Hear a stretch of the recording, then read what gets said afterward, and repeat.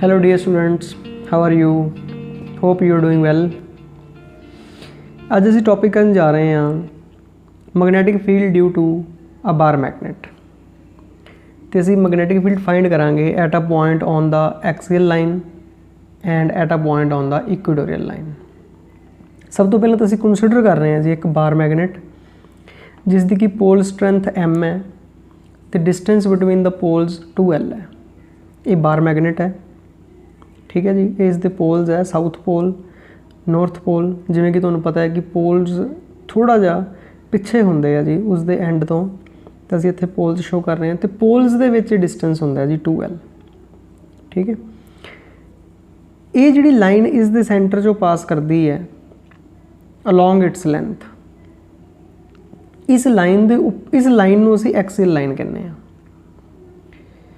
Dipole के centre चों पास करती है पैरेलल टू इट्स लेंथ, तो इस लाइन नूं असीं एक्सीयल लाइन कहने हैं। इस लाइन के उपर P पॉइंट अज्यूम किया है, तो P पॉइंट ते असीं मैगनैटिक फील्ड फाइंड करना है ड्यू टू बार मैगनेट।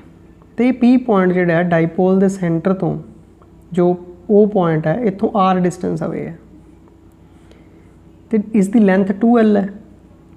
इसलिए इसका जो नॉर्थ पोल है, क्योंकि ये 2l है तो ये डिस्टेंस l हो जाएगा, ये भी l हो जाएगा। तो जो नॉर्थ पोल है वो P पॉइंट तो R minus L distance away होएगा। ये R है तो ये L है।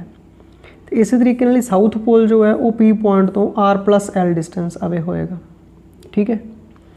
हुण मैगनैटिक फील्ड फाइंड किस तरह करना है, ये चीज़ फाइंड करने लई पहलां असीं उही कॉन्सैप्ट यूज़ करते हैं जो इलैक्ट्रोस्टैटिक्स दे विच कीता सी। देखो कि force between two charges point charges की असीं गल करते हैं, ये हुंदा 1/4 epsilon not Q not over R square. तो जो इलैक्ट्रिक फील्ड इंटेंसिटी की गल की सी इलैक्ट्रिक फील्ड की, तो हुंदी force per unit test charge. तो असीं इसनूं क्यू नॉट नाल डिवाइड कर दिंदे हां, तो इलैक्ट्रिक फील्ड साडे कोल आ जांदा है 1/4 epsilon not Q divided by R square. कुछ इहो जिहा फॉर्मूला असीं इत्थे यूज़ करते हैं जिस तरह कि असीं कीता सी कूलम्स लॉ इन मैगनेटिज्म। इसकी स्टेटमेंट सी कि म्यू नॉट अपॉन 4 पाई m1 m2 upon R square या m not over R square. तो जे असीं B फाइंड करना तो की होएगा force per unit test charge की जगह तो पोल स्ट्रेंथ आ जाएगी। तो असीं पोल स्ट्रेंथ नाल डिवाइड करांगे तो 1 m रह जाएगा जी। तो B की वैल्यू हो जाएगी म्यू नॉट अपॉन 4 पाई m ओवर R स्क्वायर। तो ये फॉर्मूला है जी जो असीं यूज़ करांगे मैगनैटिक फील्ड फाइंड करने लई ड्यू टू आ मैगनैटिक पोल, ठीक है। तो सब तो पहला असीं ये फॉर्मूला लगाने आ, देखो नॉर्थ पोल ते। तो डायग्राम दे विच देखो जी ये नॉर्थ पोल है, ये पॉइंट P है।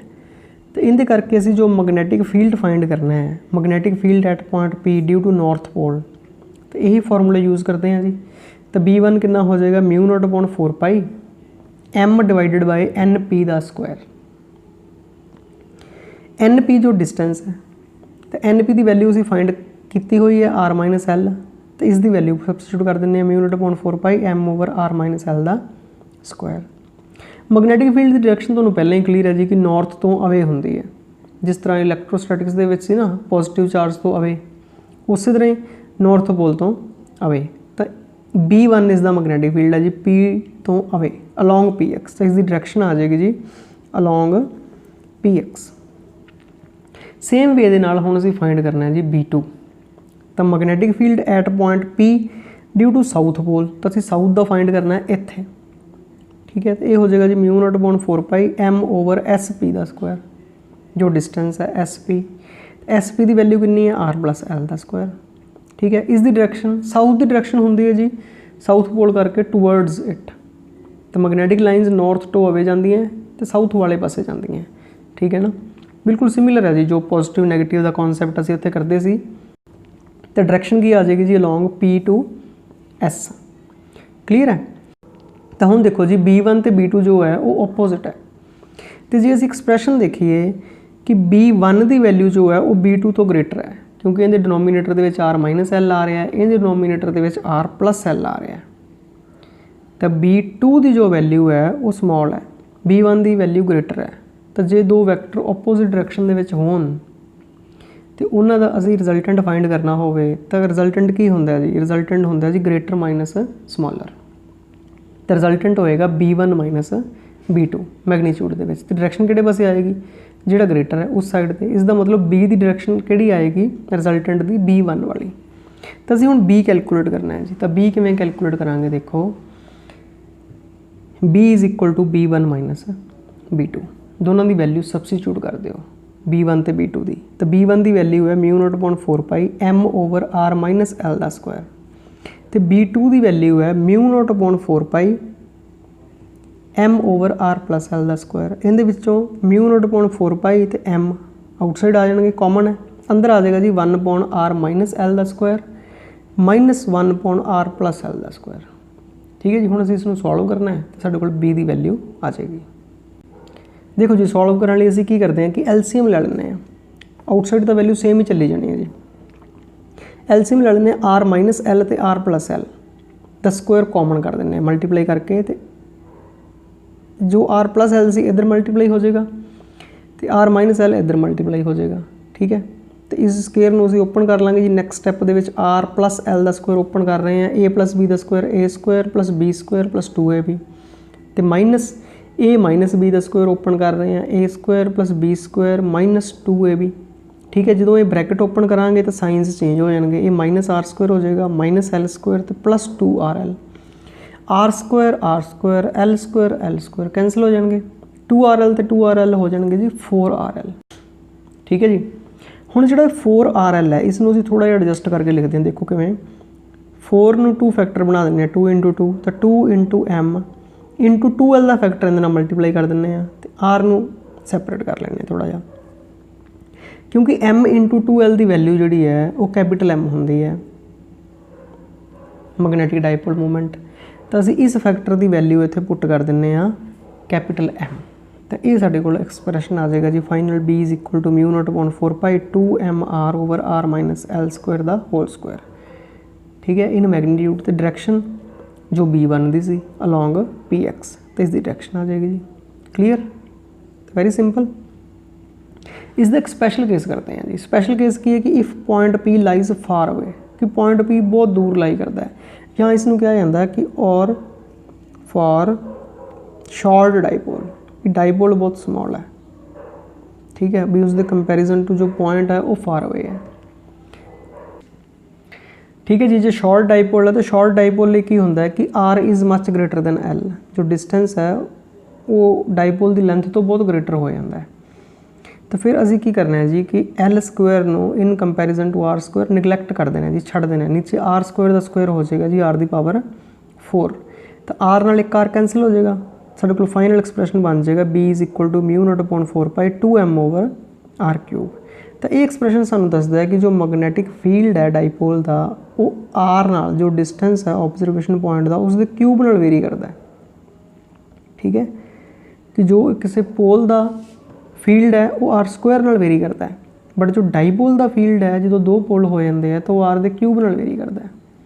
ਹੁਣ ਜੇ ਅਸੀਂ ਵੈਕਟਰ ਫਾਰਮ ਦੇ ਵਿੱਚ ਇਸ ਐਕਸਪ੍ਰੈਸ਼ਨ ਨੂੰ ਲਿਖਣਾ ਹੈ, ਠੀਕ ਹੈ ਨਾ, ਤਾਂ ਫਿਰ ਅਸੀਂ ਕੀ ਕਰਾਂਗੇ, ਦੇਖੋ ਜੋ ਡਾਈਪੋਲ ਮੂਵਮੈਂਟ ਦੀ ਡਾਇਰੈਕਸ਼ਨ ਹੈ ਉਹ ਹੁੰਦੀ ਹੈ ਜੀ ਸਾਊਥ ਟੂ ਨਾਰਥ, ਮਤਲਬ ਇਹ m ਦੀ ਡਾਇਰੈਕਸ਼ਨ ਹੈ, ਤੇ ਜੋ B ਦੀ ਡਾਇਰੈਕਸ਼ਨ ਹੈ ਉਹ ਵੀ ਇਹੀ ਹੈ, P ਤੋਂ ਅਵੇ, P ਤੋਂ x ਵਾਲੇ ਪਾਸੇ। ਇਸ ਦਾ ਮਤਲਬ B ਤੇ m ਦੀ ਡਾਇਰੈਕਸ਼ਨ ਸੇਮ ਹੈ, ਤੇ ਜੇ ਅਸੀਂ B ਦੇ ਉੱਪਰ ਵੈਕਟਰ ਸਾਈਨ ਪਾਵਾਂਗੇ ਤਾਂ ਇੱਧਰੋਂ m ਦੇ ਉੱਪਰ ਪਾਵਾਂਗੇ। ਠੀਕ ਹੈ, ਕਿਉਂਕਿ ਡਾਇਰੈਕਸ਼ਨ ਸੇਮ ਹੈ ਜੀ। ਤਾਂ ਇਹ ਸਾਡੇ ਕੋਲ ਵੈਕਟਰ ਫਾਰਮ 'ਚ ਆ ਜਾਏਗਾ। ਜਾਂ ਅਸੀਂ ਇਸ ਐਕਸਪ੍ਰੈਸ਼ਨ ਨੂੰ ਯੂਜ਼ ਕਰ ਸਕਦੇ ਹਾਂ ਸ਼ਾਰਟ ਡਾਈਪੋਲ ਲਈ। ਜੇ ਪੁਆਇੰਟ ਫਾਰ ਅਵੇ ਲਾਈ ਕਰਦਾ ਤਾਂ ਫਿਰ ਅਸੀਂ ਸ਼ਾਰਟ ਡਾਈਪੋਲ ਦਾ ਐਕਸਪ੍ਰੈਸ਼ਨ ਯੂਜ਼ ਕਰਾਂਗੇ 2m/r³। ਠੀਕ ਹੈ, ਤਾਂ ਇਹ ਸੀਗਾ ਜੀ ਐਕਸੀਅਲ ਲਾਈਨ ਦੇ ਉੱਪਰ ਮੈਗਨੈਟਿਕ ਫੀਲਡ। ਹੁਣ ਅਸੀਂ ਕਰਦੇ ਹਾਂ ਕਿ ਇਕੁਇਟੋਰੀਅਲ ਲਾਈਨ ਦੇ ਉੱਪਰ ਨੈਕਸਟ ਟੌਪਿਕ ਦੇ ਵਿੱਚ। ਤੇ ਇਸ ਰਿਜ਼ਲਟ ਨੂੰ ਤੁਸੀਂ ਯਾਦ ਰੱਖਣਾ, ਨਿਊਮੈਰੀਕਲਸ ਵਿੱਚ ਯੂਜ਼ ਹੋਏਗਾ। ਤਾਂ ਹੁਣ ਦੇਖੋ ਜੀ ਅਸੀਂ ਇਕੁਇਟੋਰੀਅਲ ਲਾਈਨ ਦੇ ਉੱਪਰ ਕਰਦੇ ਹਾਂ। ਦੇਖੋ ਜੀ ਇਕੁਇਟੋਰੀਅਲ ਲਾਈਨ ਕੀ ਹੁੰਦੀ ਹੈ। ਸਭ ਤੋਂ ਪਹਿਲਾਂ ਤਾਂ ਡਾਇਗਰਾਮ ਤੁਹਾਨੂੰ ਦੇਖਣ ਨੂੰ ਬਹੁਤ ਕੰਪਲੀਕੇਟਡ ਲੱਗ ਰਹੀ ਹੋਏਗੀ। ਠੀਕ ਹੈ, ਜੇ ਤੁਹਾਨੂੰ ਇਕੁਇਟੋਰੀਅਲ ਲਾਈਨ, ਜੇ ਤੁਹਾਨੂੰ ਇਲੈਕਟ੍ਰਿਕ ਡਾਈਪੋਲ ਵਾਲਾ ਟੌਪਿਕ ਯਾਦ ਹੈ ਤਾਂ ਇਹ ਟੌਪਿਕ ਬਿਲਕੁਲ ਸਿਮਿਲਰ ਹੈ, ਐਕਸੀਅਲ ਲਾਈਨ ਵੀ ਅਤੇ ਇਕੁਇਟੋਰੀਅਲ ਲਾਈਨ ਵੀ। ਠੀਕ ਹੈ, ਕੋਈ ਡਿਫਰੈਂਸ ਨਹੀਂਗਾ, ਸਿਰਫ ਫਾਰਮੂਲੇ ਚੇਂਜ ਹੋ ਰਹੇ ਹੈ। ਸਾਊਥ ਪੋਲ ਆ ਰਿਹਾ ਜੀ ਨੈਗੇਟਿਵ ਚਾਰਜ ਦੀ ਜਗ੍ਹਾ 'ਤੇ, ਨਾਰਥ ਪੋਲ ਆ ਰਿਹਾ ਪੋਜ਼ੀਟਿਵ ਚਾਰਜ ਦੀ ਜਗ੍ਹਾ 'ਤੇ। ਮੈਥਡ ਬਿਲਕੁਲ ਸੇਮ ਹੈ, ਰਿਜ਼ਲਟ ਵੀ ਸਿਮਿਲਰ ਆਏਗਾ। सब तो पहला तो इक्वेटोरियल लाइन की होंगी है, तुहानूं पता है जी कि जो लाइन मैगनेट के सेंटर जो पास करती है परपेंडिकुलर टू इट्स लेंथ, तो आ लाइन जी इसनूं असीं इक्वेटोरियल लाइन कहने हैं। तो पॉइंट इस लाइन के उपर लाई कर रहा है, ये पॉइंट पी है जी। इत्थे असीं मैगनेटिक फील्ड फाइंड करना है ड्यू टू डाईपोल। ये नॉर्थ पोल है, ये साउथ पोल है, इन दोनों के विच डिस्टेंस 2L है। तो सेंटर तो जो वो पॉइंट है वो R डिस्टेंस अवे है, तो ये भी लेंथ L होगी, ये भी L होगी। तो नॉर्थ पोल तो जो P पॉइंट का डिस्टेंस है वो पाइथागोरस थ्योरम लगा के आ जाएगा जी R² + L² का स्क्वायर रूट। तो जो साउथ पोल का P पॉइंट का डिस्टेंस है वो भी पाइथागोरस थ्योरम लगा के आ जाएगा जी R² + L² का स्क्वायर रूट, जो कि सेम है, ठीक है ना। तो ये एंगल थीटा है जी, ठीक है। इसी तरह ये एंगल थीटा है। तो ये एक्स एक्सिस असीं अज्यूम करते हैं, मतलब जो डाईपोल की लेंथ ते पैरेलल एक्सिस है। बाकी कंपोनेंट्स असीं एक्सप्लेन करते हैं जी की बन रहे हैं। देखो सब तो पहले असीं B1 फाइंड करना है जी, मतलब मैगनेटिक फील्ड फाइंड करना है at point P due to north pole. जे असीं नॉर्थ पोल करके करिए इत्थे मैगनेटिक फील्ड फाइंड, तो नॉर्थ पोल का मैगनेटिक फील्ड अवे होंदा है जी। पहले तो असीं डायरैक्शन दसीए, जिस जो लाइन उस पॉइंट को ज्वाइन कर रही है, तो B1 हो गया। तो B1 की वैल्यू कितनी होगी, μ0/4π pole strength M divided by distance NP का स्क्वायर। हुण NP का स्क्वायर करांगे असीं, NP है तो स्केयर नाल स्केयर रूट कैंसल हो जाएगा जी, तो नीचे आ जाएगा जी R² + L²। इस इक्वेशन को असीं इक्वेशन नंबर 1 दे देंगे। सिमिलरली जे असीं मैगनेटिक फील्ड फाइंड करते हैं P ते ड्यू टू साउथ पोल, तो साउथ पोल का मैगनेटिक फील्ड इत्थे टूवर्ड्स साउथ पोल होएगा। साउथ दे टूवर्ड्स हुंदा, नॉर्थ तो अवे हुंदा है। तो इस साउथ पोल के मैगनेटिक फील्ड की डायरैक्शन है। मैगनीट्यूड फाइंड करते हैं μ0/4π M/SP का स्क्वायर, जिन्ना डिस्टेंस है, ठीक है।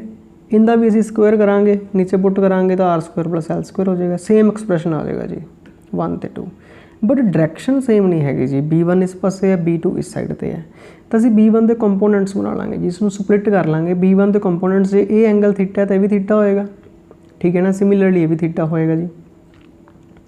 तो B1 के कंपोनेंट्स बनने जी थीटे वाली साइड पर B1 cos थीटा, उसके 90 डिग्री ते B1 sin थीटा।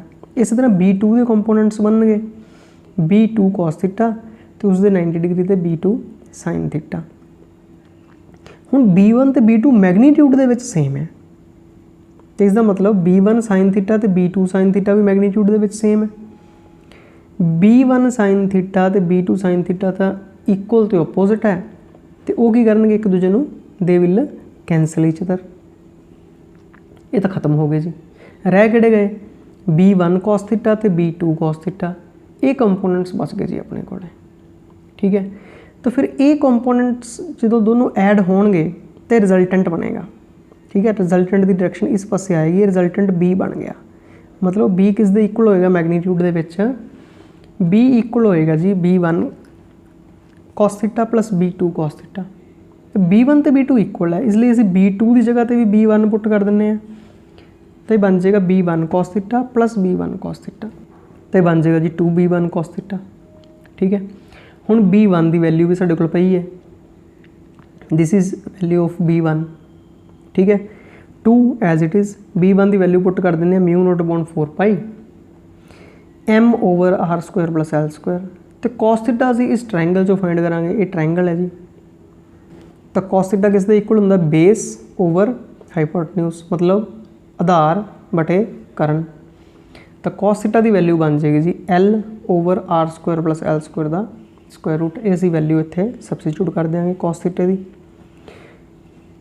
इस तो बाद असीं इसनूं सिंपलीफाई करना है जी, M × 2 × L, ये टर्म असीं इकट्ठी कर लेंगे जी। μ0/4π एज इट इज़ आई जाएगा M × 2L over R² + L² की पावर 1, तो इत्थे 1/2 स्क्वायर रूट का मतलब होंदा पावर 1/2, 1 ते 1/2 हो जाएगा 3/2।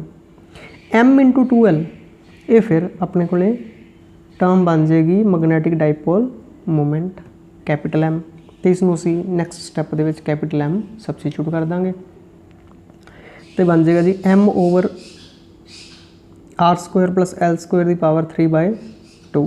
ये साडे कोल फाइनल एक्सप्रैशन बन गया जी magnetic field due to dipole at a point on the equatorial line. तो इसकी डायरैक्शन किस साइड पर आ रही है, देखो डायरेक्शन असीं ऑलरेडी दस चुके हैं जी डायग्राम दे विच, इस साइड ते मतलब जो M की डायरेक्शन है वो साउथ टू नॉर्थ है, इस साइड ते टूवर्ड्स राइट। जो डाइपोल दे मैग्नेटिक फील्ड की डायरेक्शन आ रही है वो इस दे पैरेलल तो है बट ओपोजिट है, ठीक है। जे असीं इसनूं वैक्टर फॉर्म च एक्सप्रैस करना है तो की होएगा,